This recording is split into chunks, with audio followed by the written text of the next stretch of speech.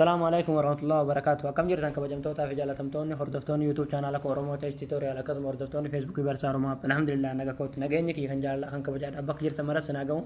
egaa hordoftootan kiyya video irraa tana keessatti yoo akka tasaa mobaayilli keessan kan isin jalaa rakkatu taate yoo akka tasaa yaani mobaayilli keessan rakkoo godhate jechuudha fageenyatti mobaayila keessan iskiriina isaadhaa sheerii gootanii bifa kompiitaratti jechuudha isinii galee namni seenee isinii ilaaluun isinitti argisiisee jechuudha isinii galee mobaayila kiyya kana fakkeenyaaf yoo mobaayila kiyya kun rakkoo godhatee yookiin rakkoo kan isaa kan furuu dadhabe jechuudha nama mobaayila beekutti dawwalee jechuudha daayirektii mobaayila kiyya gartee bifa kompiitaratti shaashaa iskiriina isaa kana sheerii godhee fi akka namni naa ilaaluu danda'u jechuudha isinii galee haala kanaan isinitti argisiisee jechuudha isinii galee fakkeenyaaf yoo waan mobaayila keessan keessa jiru nama wajjin ilaaluu dandeessu barbaadan jechuudha fageenyatti iskiriina mobaayila keessanii kana sheerii walii gootanii jechuudha salphumatti jechuudha isinii galee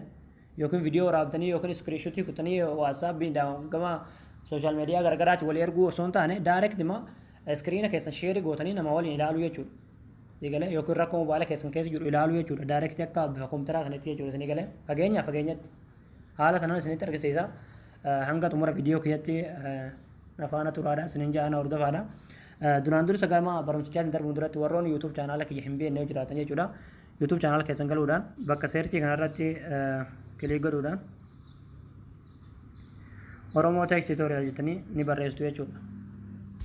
egaa haaluma kanaan profaayilii keessanii fida egaa subscribe fayyadamtoota kilik itti godhuudhaan akkasuma mallattoo notificationin akkasanii dhufu jechuudha asirratti kilik ni gootu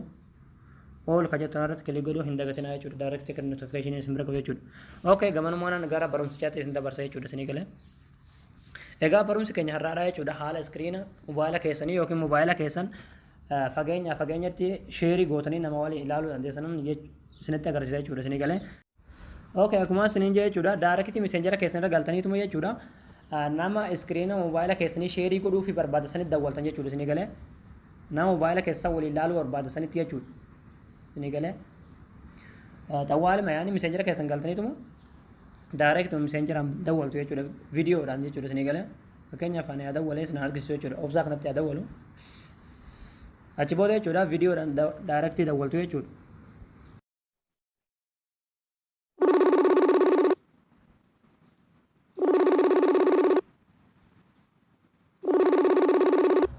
okay akkuma isiniin jee jechuudha yeroo namtichi isin itti bilbiltan haala keenya kanaan viidiyoodhaan isin jalaa kaase jechuudha amma wanni godhuu qabdan jechuudha fakkeenyaaf obsaan yoo iskiriina mobaayila saaraa sheerii naa godhee akka mobaayila saaraa laaluuf kan barbaadu yoo ta'e jechuudha bakki obsaan tuquu qabu jechuudha isinii galee iskiriin isaa kun akka sheerii naa ta'ee gartee bifa mobaayila keetti gartee akka na bira dhufuuf jechuudha shaashaan iskiriina mobaayila isaa akka na bira dhufuuf jechuudha bakkeen obsaan tuquu qabu jechuudha isinii galee isinitti agarsiisa egaa amma jechuudha obsaan agartee iskiriin isaan agarsiisuudhaaf jechuudha asoli fakkiin waayifaayi ni jirti isheerratti kilikni godha achi booda as gadi bu'eeti start now kajoo kana bifa kanaan gaa dhufee jechuudha irratti kilik godhe jechuudha achi booda haala kanaan iskiriin sheering isoon kajoo kana dhufaa jechuudha stop kajoo hodhee keessaa na baase jechuudha isinii galee egaa amma iskiriin mobaayila obsaadhaa haa ilaallu jechuudha egaa amma kan argaa jirru jechuudha kan ilaalaa jirru iskiriina mobaayila obsaati jechuudha mobaayila obsaati amma ilaalaa jirra jechuudha akkuma argaa jirtan mobaayila obsaa keessa waan jiru hunda niin argaa jechuudha kun amma mobaayila obsaati jechuudha iskiriina mobaayila obsaati jechuudha isinii galee iskiriina mobaayila kiyyaa osoo hin taane mobaayila obsaati kan ilaalaa jirru jechuudha isinii galee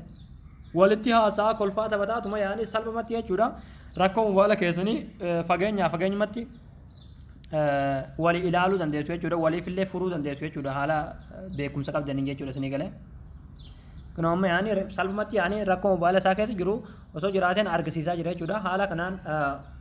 kolfaa taphataatuma jechuudha mobaayila keessan rakkina isaadhaa walitti argisiifachuu dandeessu jechuudha isinii galee